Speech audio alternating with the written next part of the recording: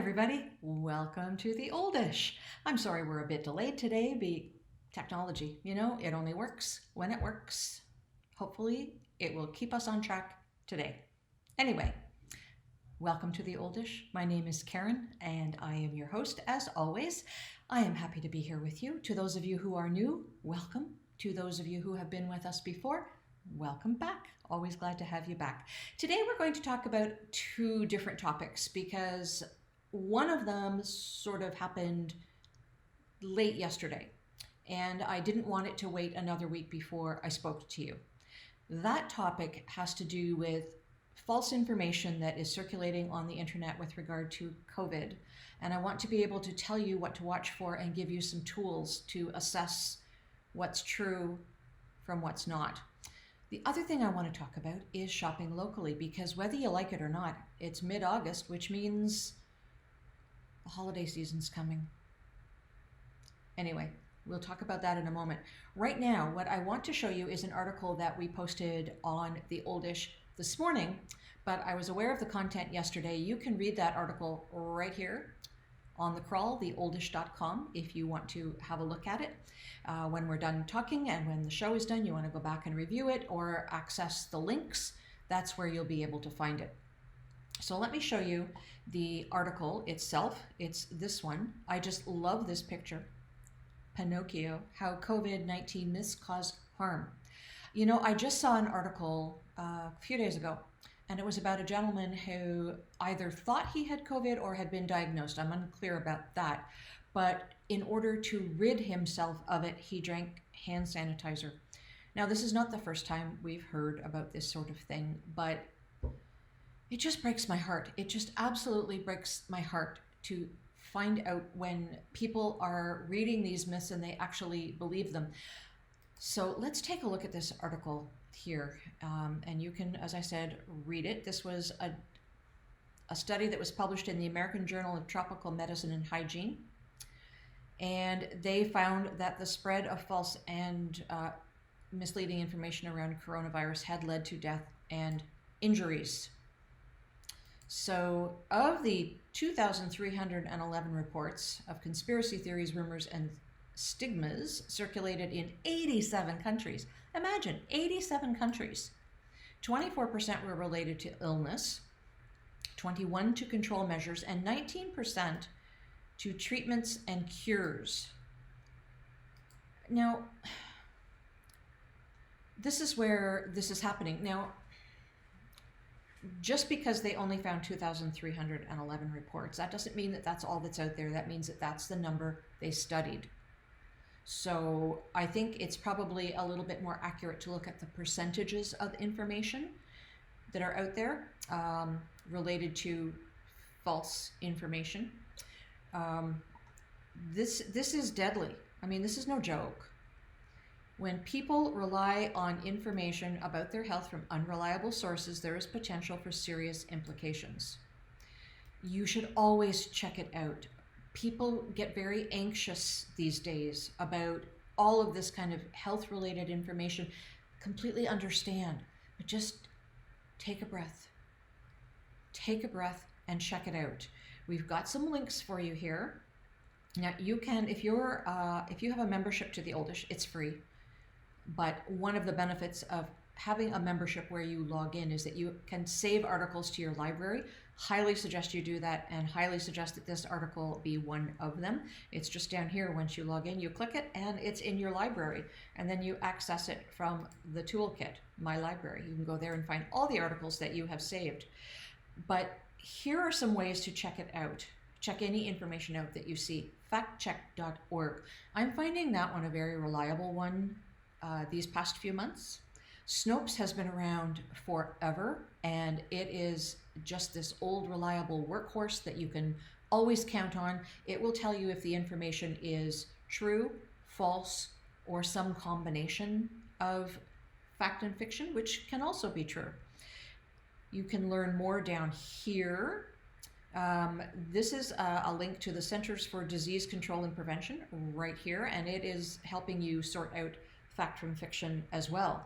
That is one of the things that you need to be very cautious about. So do go back and read this article. Save it if you're a member. If not, print it out. Well, of course, that won't get you the links, but you can at least know the names of the organizations that you can go and check. I want to show you another one that just popped up. This one I can show you. Seniors are more likely to share fake news. This is something that we published in January. No blame here, people. No blame. This is a study that was done in the US. Americans over the age of 65 were more likely than their younger counterparts to share news that was fake.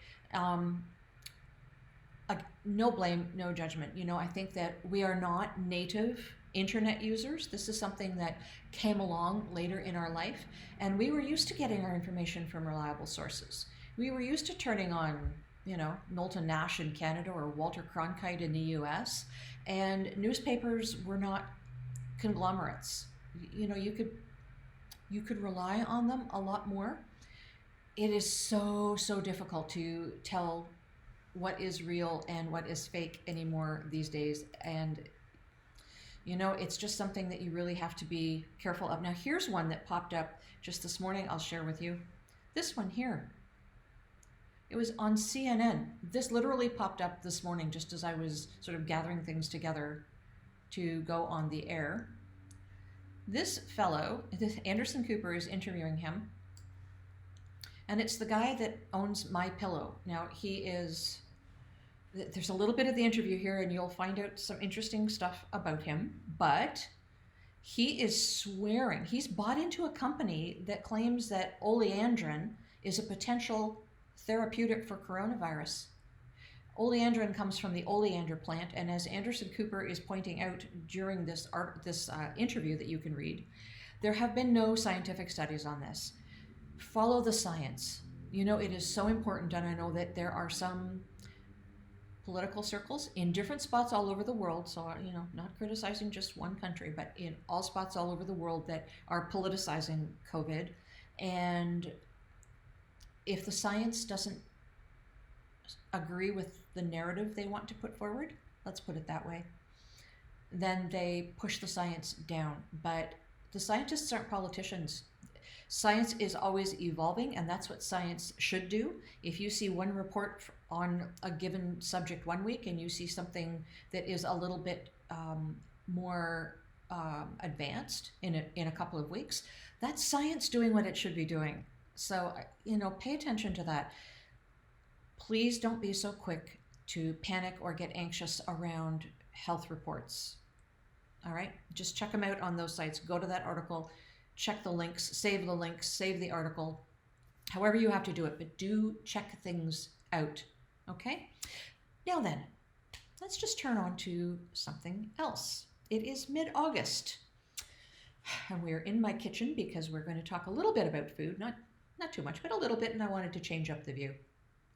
All right, so whether or not you celebrate Christmas, there are other holidays coming. There might be graduations. You never know. Sometimes schools graduate in the fall. Mother's Day, Father's Day, birthdays, anniversaries, all kinds of stuff is going on. And, I think it's time to start thinking about what you're going to do in terms of gift giving. In my family, I'm sort of known for having my Christmas shopping done by Thanksgiving. Last year I had it done by Labor Day, but I was moving last year. Thanksgiving is like my cutoff, and I long ago started shopping for Christmas. I stash things away and hope that I remember where I put them, but really I'm an early shopper. But I think this year it might be something that I would recommend to a lot of you. We have COVID. The flu season is coming. Kids are going back to school. This is this perfect storm intersection, and we don't know if businesses are going to be closing down again.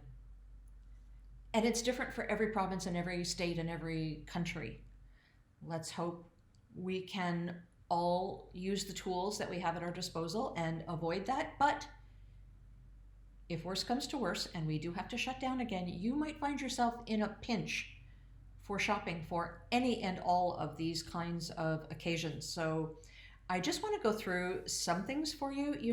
Again, related to COVID, we have all seen so many businesses shut down or cut back, and there are definitely some that just aren't going to return. I think that this year, more than any other time in our lives or in our history, it is so important to support local, shop local, buy local. Um, they are all trying to recover, and politicians in many countries, just as an example, are talking about bringing manufacturing local for their PPE. And, it's something that when we shop local, we're supporting our local economy. We have at our disposal the things that we need. And as consumers, I think this is something that is really important for us to do. I want to talk to you. You know, one of the restaurants that I love in my community has been like my goal. They run their business like my goal. It's all I've been able to do to wrap my head around shopping for 2 and 3 weeks at a time, because I'm usually somebody that goes to the grocery store 3 and 4 times a week. This is a big deal, but this restaurant does such a fine job. And I've been really impressed that when I look at my main street, I live in a small town, there have been 3 new businesses open up just in the last 2 weeks. One is a chiropractor who did practice elsewhere, and now she is practicing locally. There is a spa that has opened up. Kudos to her, because that's got to be a rough business to get going. The other one is a bistro, and they have even a bigger investment because they bought the building that they opened their bistro in. So props to all of them, and I'm going to do my best to support all of them. But this one restaurant that I want to talk to you about, this is a chef who is very fortunate to have a very large outdoor patio space, and he has been able to enlarge it onto his lawn when it was safe to reopen. And it has been safe. I've been there 3 times, 4 times maybe, since he reopened. Indoors, it's going to be a little more challenging for him to manage that. But really what I want to focus on here is his ability to support local. He is one of these people who looks at what's in season and what's available locally and builds his menus based on that, instead of the other way around, deciding what they want to serve on their menus and then going and looking for it. And if you can't find it locally, you truck it in. There is nothing trucked in to his restaurant. Really, there is nothing. He has long practiced what he preaches in terms of supporting local. He bases his menu, as I said, on what's in season. The fish is caught in the lake 20 minutes away. He uses locally grown chicken, turkey, and pork. He farms 16 acres of his own, where he grows a lot of vegetables and some fruits. He has partnered with a local vegetable grower as well. So between all of them, there is a lot that is going on there. He uses locally grown garlic. It's literally 10 minutes up the road where that company is. He makes several kinds of jellies and condiments that he uses in his recipes. The herbs that he uses are grown on his own farm. A few years ago, he started a beehive at the back of the restaurant property, and he was able to get honey to use in his recipes from his own beehive. Last year, he was able to split the beehive and take part of it out to his farm. So now he has another hive that pollinates his own crops out there, and he gets his honey there. So, I mean, isn't that amazing? The dessert chef bases his selections on what's in season as well. So right now it's peaches. Peaches, peaches, peaches. It's the mainstay of the dessert menu. And when I was there last week, I actually had a peach, gin, tonic, and basil drink. It was amazing. In fact, I had 2.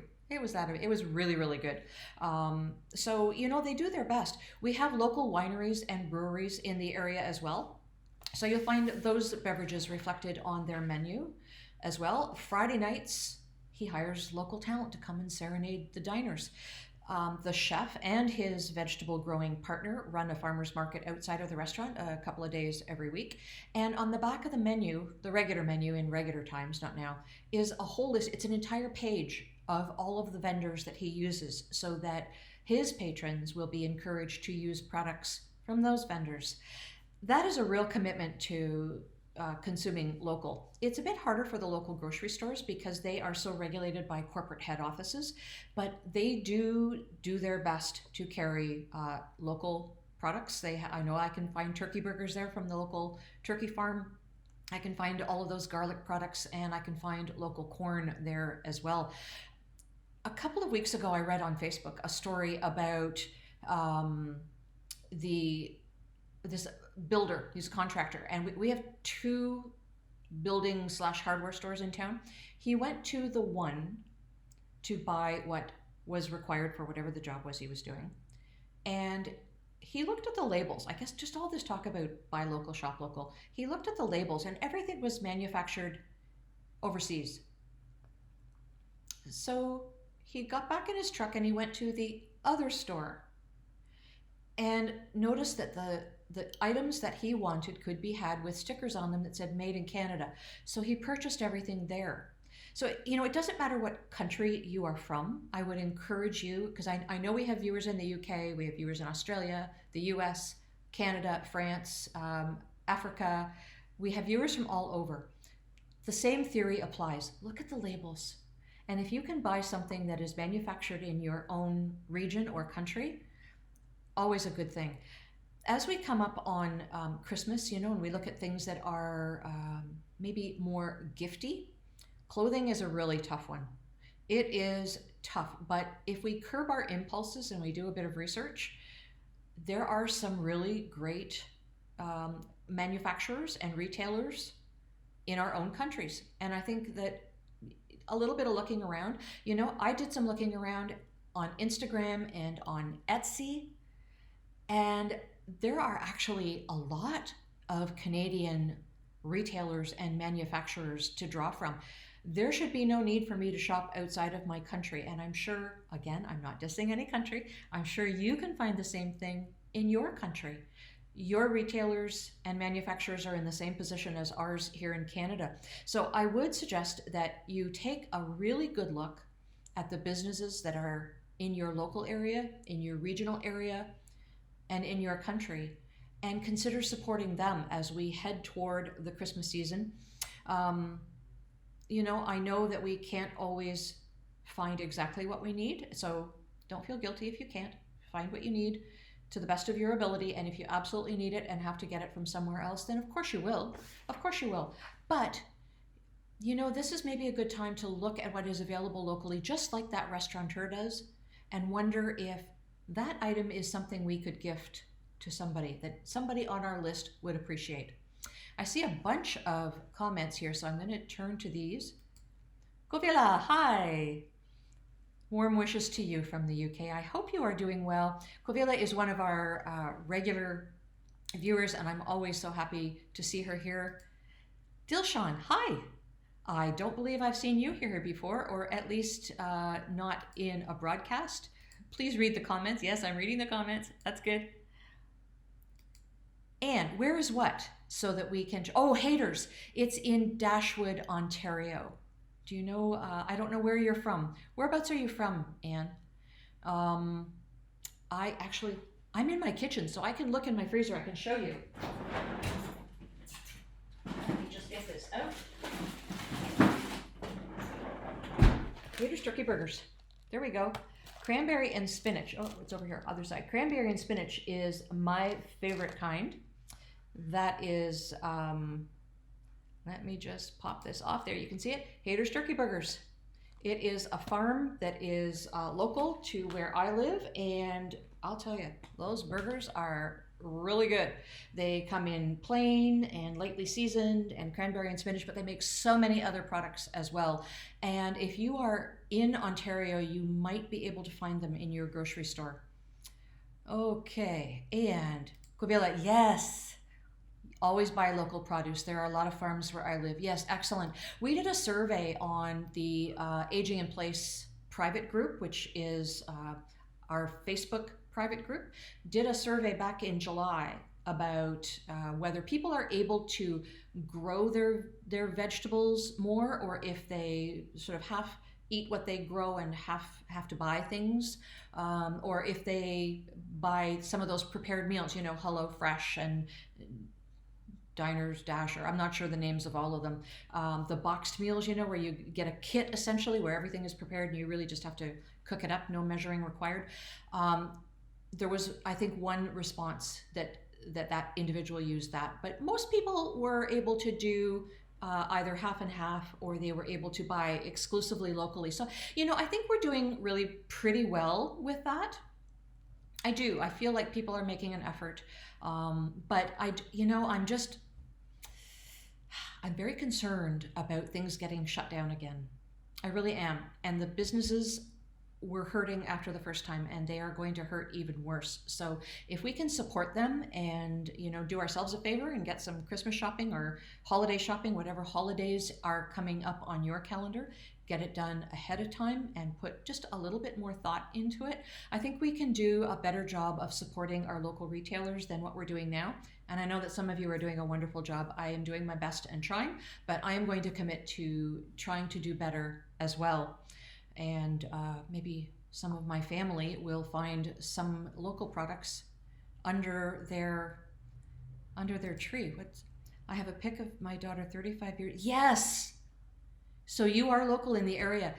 Yes. You know, when I first moved to the area, I remember very clearly with my children going out to the farm to get some turkey products, and little Tommy Hayter, who is now a grown man, but little Tommy Hayter took my kids for a tour of the barn, and they saw baby turkeys, and I mean, masses and masses and masses of them. And my children were thrilled. And of course, that would never happen now because the health regulations around that, you have to be all suited up and so forth. And I mean, you know, for good reason. But it is a memory that my children have from when they were young going to Hayter's farm. Their products are absolutely wonderful. So anybody who is in the region, I highly recommend Hayter's Turkey Farm. And if you are in Ontario, maybe your store can get it because they ship all over. Not sure how far they ship in Canada, but you can go to their website. Have I tried? Yes, that was the restaurant I was just telling you about. Eddington's. James Eddington is the restaurateur who bases his menus on what is available locally. He does an exceptional job. He has really been a promoter of local as long as I've known him, which, gosh, he bought Eddington's. It used to be the Frenchman's Inn, and he bought that 20 some odd years ago. And yeah, he does a really, really fine job. He is so committed to shopping local, and he bought his 16-acre farm a few years back, and he's been developing it. And he is, you know, goals. Props to him because he is just goals. Husband was a lawyer there at Edding, or in Exeter, you mean? Or I'm just wondering where your husband was a lawyer. I've lived in that area pretty close to 30 years now. I think it's coming up on that, and it's a wonderful area to live in. You know, it's very rural. There's lots of agricultural. Yes, in Exeter. Okay, lots of agricultural land around us. There is no reason for anybody to go hungry. Let me tell you.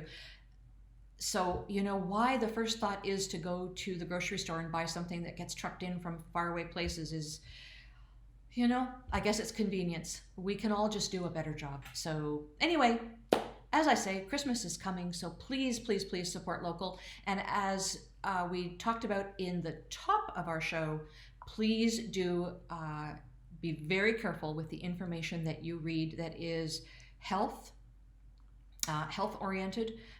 Check it out before you panic, or before, you know, Dr. Google is not your friend. Dr. Google really isn't, but do go to that article that was just published today on theoldish.com. I'll make that crawl go across again. That's where you can find that article right here. And you can find the links to those fact check organizations, and you'll be able to check out anything that gives you pause for concern, because I want you to stay healthy. I don't want you flying off the handle. It is so easy to do with so much information around these days that is not necessarily good for us. In fact, taking a bit of a pause from COVID information is not a bad idea, but that's really hard to do. Anyway, I will see you all next Wednesday at 12 noon. Hopefully the technology cooperates with us a little better then, but until then, please do take care of yourselves, take care of one another, and do remember that it takes a village to age a senior. Bye-bye, everybody.